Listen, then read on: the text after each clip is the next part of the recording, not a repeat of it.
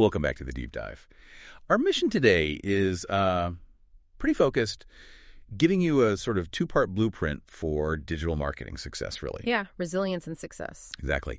We want to hit that immediate win, maximizing conversion from the traffic you already have, and at the same time, tackle that big strategic thing, getting ready for, well, the huge shift in how people search online, especially here in Thailand, starting, 2025? That's right. We've looked at a lot of sources, and they're giving some really practical, actionable strategies. So part one is all about operationalizing your content to actually close sales, turning leads into customers. Getting those people already on your site over the line. And then part two is, well, it's the future-proofing bit. You absolutely have to pivot to voice search and AI SEO language model optimization, LMO, because the whole game of getting traffic is changing completely. So first things first, the immediate goal. Let's stop letting, almost 100% of potential customers just leave. Walk out the digital door, yeah. We're going to unpack 3 basic steps so your content can actually sell. And what's really interesting, the sources say you can get huge results here without spending even one more bat on ads. That's the core idea. Most businesses create content and they think, okay, traffic, awareness, that's the goal. Sure, seems logical. But the sources really hammer this point.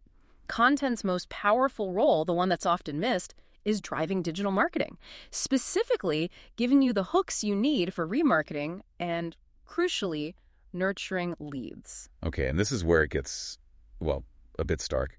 The sources give this really shocking reality check. Picture this. Your website gets, say, 20,000 visitors a month. A decent number. But maybe only 10 of those actually become paying customers. That's a conversion rate of, 0.05%? Tiny? And that is the number we have to focus on. If only 10 convert, it means 19,990 people. That's 99.99% of your traffic. Basically everyone. Basically everyone. They showed interest. They actively searched for something related to what you offer, landed on your site, and then vanished. Many businesses just write them off as, window shoppers. But the sources are saying, no, these are high potential leads. Why? Because they told you what they needed by searching in the first place. They showed intent. The problem isn't that they weren't interested. The problem is your leaky pipeline. You let them get away because you didn't have a way to keep the conversation going. Okay, so that leads us straight into step 1. Create content that meets demand. And this involves using a buyer persona, but maybe a bit differently. Exactly. We all kind of know what a buyer persona is, right? That model of your ideal customer. Yeah, age, job, location, the usual stuff. But the critique here is that's too shallow, just demographics. We need to dig into the psychographics. Okay, what does that mean practically? It means going beyond just what problems do they face. You need to ask, what's the underlying frustration they feel before they even know they need your product? What's really bothering them? What are their secret hopes tied to solving this problem? So the content needs to hit that nerve first. Yeah. Empathy, value, not just features and specs. Precisely. That analysis tells you what to create. What specific, really valuable info do they need right now? And the sources suggest, pretty strongly actually, that the best way to build this deeper persona is to use the data you already have on your best customers. They're your model. Okay, so we know who we're talking to. They're real pain points. Now step 2, actively collect visitor data. The goal here is zero leakage, right? Don't let interested people just disappear. Yes, and this is where the call to action, the CTA, is absolutely vital. It's about getting them to act now. But, and this is key, the exchange has to be fair. You want their name, phone, email. That's valuable stuff. It is. So your CTA can't just be sign up for our newsletter. It needs to offer clear, irresistible value in return for that data. What kind of value are we talking about? Something immediate and relevant. Think like a free, personalized health check based on what they were looking at, or maybe exclusive insights you can't get anywhere else, or even a special time-limited promo only for people who register. You're essentially buying their contact details with something genuinely useful. Got it. So we've got their data through a good value exchange. Now we're at step 3, nurturing leads. I always worry about this. How do we avoid just annoying people and burning out our list? Yeah. What do the sources say about frequency and quality? That's the million-dollar question, isn't it? Nurturing isn't just blasting emails, it's a defined process. You send consistent, useful information that's directly tied to the interest they showed with that first CTA click. So if they downloaded a guide on sales for Q4, you send them stuff purely about sales optimization techniques, maybe case studies, tips, more advanced strategies. The absolute rule is relevance and value. Never, ever spam. Okay, makes sense. And what about timing? Is there like an ideal sequence? Yes, definitely. The sources emphasize speed at the start.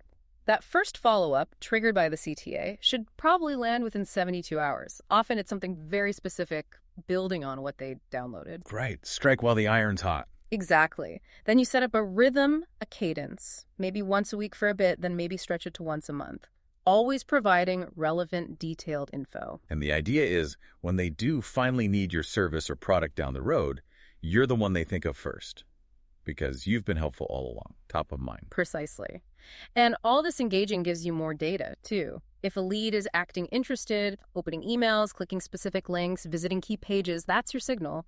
That's when sales can step in for a really qualified conversation. Makes sense. And don't forget to keep the CTAs coming, even in the nurturing content. Maybe a 20% off this week only or a limited edition gift to nudge them towards making that final decision. Okay, so we've plugged the leaks at the bottom of the funnel, stopped people walking away. Yeah. But what if the content we create for nurturing could also be the stuff that brings in new high-quality traffic through this new AI search? We need to talk about how getting found is changing. Perfect segue. We're shifting gears now from fixing conversion to fixing discovery, and the sources are all pointing to 2025 as this huge tipping point. Because consumer behavior, especially for Thai users, is moving fast, away from typing short keywords. Right. People are using voice search much more on their phones, smart speakers, all those IoT devices, and crucially, local Thai apps too, like Line Voice Pod. This isn't just a minor trend, is it? It sounds like a fundamental change. Oh, it's a massive disruption. Gartner actually forecasts that traditional typed search volume is going to drop by, get this, 25% by 2026. Well, a quarter of search is just gone. Yep. If you're only set up for typed keywords, you're potentially losing a huge chunk of the market. AI search and voice search are becoming the new normal globally. But here in Thailand, the convenience and the conversational style people prefer means it's likely happening even faster. Okay, so we have to understand this language model optimization, LMO, this new AI SEO. What's the real difference between LMO and the SEO we were doing, say, last year? Well, traditional SEO was very much about technical signals, wasn't it? Keyword density, how many backlinks you had, domain authority. Yeah, feeding the algorithm. Exactly, making content the algorithm could parse easily. AI SEO, or LMO, flips the goal. It's about creating the single best answer that directly addresses a user's conversational question. So it's not about giving 10 blue links anymore. The AI wants to answer directly. That's the core shift. The AI is trying to understand context and find content that answers the question fully, often pulling out a single snippet or synthesizing an answer right there on the results page. This means your content needs to be built around search intent and the user's actual context, not just stuffing in keywords. So that old idea, just having keywords scattered on your website, that's dead now. Pretty much obsolete for this new wave. Give us that concrete example again, the keyword shift. Okay, think about the Thai context. Before, you might focus on a short, high-volume phrase like Bangkok, coffee shop, Bangkok. Right, simple. But that's not enough anymore. AI search will favor content optimized for the way people actually speak, long conversational phrases. Like the example. Coffee shop in Bangkok with power outlets and quiet. Much more specific. And notice how much context is in that spoken phrase. Location Bangkok. A specific need, power outlets, an environmental preference, quiet. Right. 3 distinct things. That specificity tells the algorithm exactly what the user wants. It leads to much higher quality traffic because the intent is crystal clear. Okay. Let's nail down the how. What are the top 3 practical techniques Thai businesses absolutely need to implement now for this conversational search world? Right. Technique number 1. Use natural long-tail keywords. This means actually writing content using the full, natural sentences people use when they talk. Like that Japanese restaurant example? Exactly. Instead of just Japanese food booking, you optimize for the whole phrase.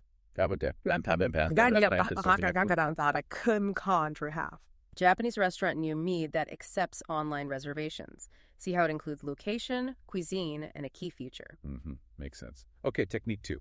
This involves tying local SEO directly into voice search. People speaking naturally use location words like Tanata near me or Tamayukam around Sukhumvit. So the content needs those phrases. Yes, but critically, you need to update your schema markup. Schema isn't just keywords. It's like tagging specific bits of info on your site. Your hours, address, price ranges, whether you have parking. So the AI can grab it instantly. Precisely. It lets the AI read and understand that structured data immediately, making your site the obvious choice for that local spoken query. Okay, and technique number 3.